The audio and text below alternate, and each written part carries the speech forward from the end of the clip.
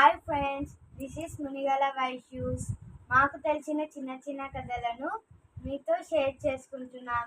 ఈరోజటి కథ పేరు మార్కండేయుని కథ. అనగనగా ఒక ఊరిలో ఒక ఋషి ఉంటాడు. ఆ ఋషికి పిల్లలు పుట్టరు. అయితే అతడు శివుని భక్తుడు కావడం వల్ల శివునికి జపం చేస్తాడు. అతని జపానికి ముక్తుడైన శివుడు అతని ముందు ప్రత్యక్షమై నీకే వరం కావాలో కోరుకో అని వరమిస్తాడు.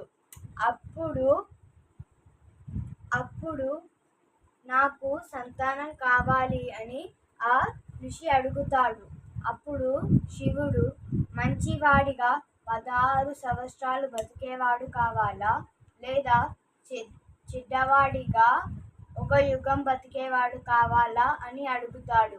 అప్పుడు ఋషి నాకు మంచివాడిగా 16 సంవత్సరాలు బతికేవాడే కావాలి అని అడుగుతాడు. తర్వాత కొన్ని రోజులకి వారిద్దరికి ఒక కొడుకు పుడతాడు. ఆ కొడుకుకి మార్కండేయ అని పేరు పెడతారు. మార్కండేయునికి జ్ఞానం ఎక్కువ. అతనికి కూడా తండ్రిలాగా శివుడంటే భక్తి. కాలాలు గడిచిపోతాయి. సంవత్సరాల తర్వాత ఒకరోజు వాళ్ళ మార్కండేయుడు ఇంటికి వస్తుండగా తన తల్లి తండ్రి కళ్ళలో నీళ్లు తిరగడం చూస్తాడు. ఏమయ్యింది, ఎందుకు ఏడుస్తున్నారు అని అడుగుతాడు. అప్పుడు వాళ్ళిద్దరూ జరిగిన కథను మార్కండేయుడికి చెప్తారు. అప్పుడు మార్కండేయుడు నాకేమీ కాదు, నాకు ఆ శివుడున్నాడు, ఆ శివుడే నన్ను ఎలాగోలా బతికిస్తాడు అని చెప్పి అడవిలోకి వెళ్తాడు.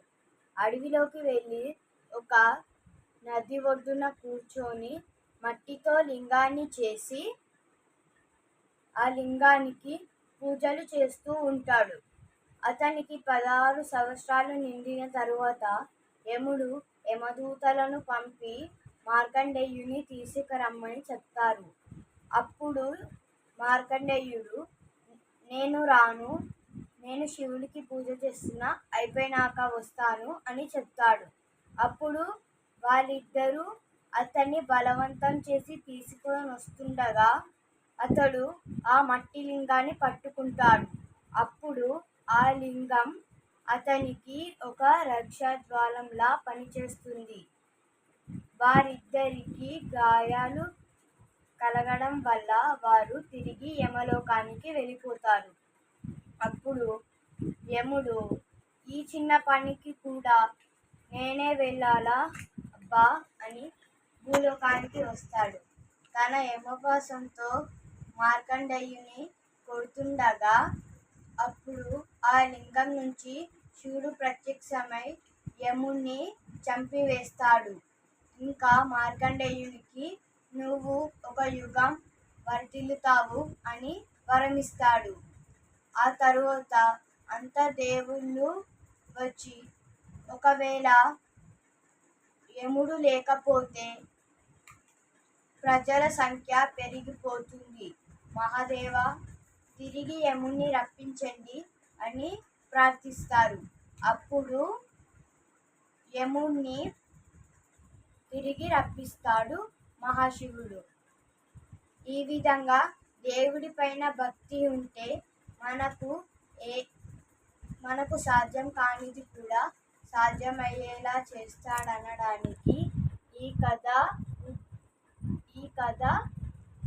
ఉద్దేశం.